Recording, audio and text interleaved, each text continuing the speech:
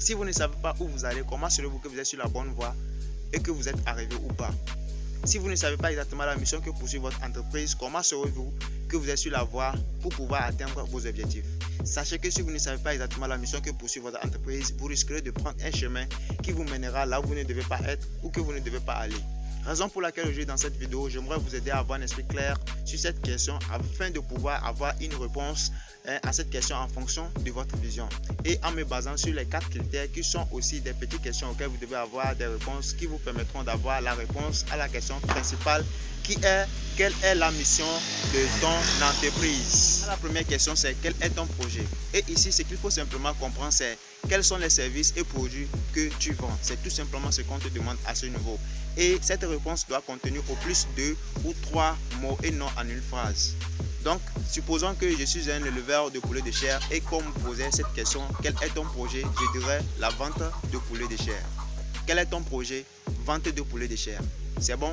La deuxième question, c'est quelle est ta clientèle cible? Cela signifie tout simplement que quelles sont les personnes à qui comptes-tu vendre tes produits et services?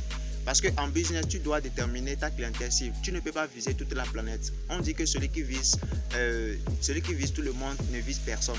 Donc, tu dois déterminer ta clientèle cible, les personnes à qui tu dois vendre tes produits et services. Peut-être ça pourrait être les personnes âgées ou les jeunes. Mais c'est très important de déterminer ta clientèle cible parce que cela te permettra de faire bien le marketing lorsque l'heure sera venue pour faire ta promotion. La troisième question, c'est quelle est ta valeur ajoutée? Cela signifie tout simplement que si aujourd'hui je dois me rendre dans ton commerce, qu'est-ce qui doit m'attirer? C'est-à-dire quel est le plus que tu offres dans ton commerce tandis que celui qui est en face de toi entend d'offrir le même produit.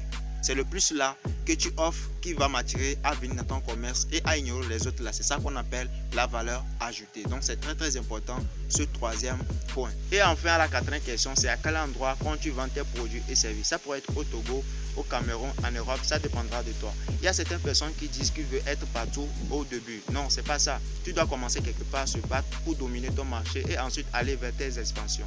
C'est très important et c'est les 4 points sur lesquels vous devez vous baser pour pouvoir avoir la réponse à la première question principale qui est: quelle est la mission de ton entreprise? N'oublie pas de t'abonner et on se retrouve à la prochaine fois.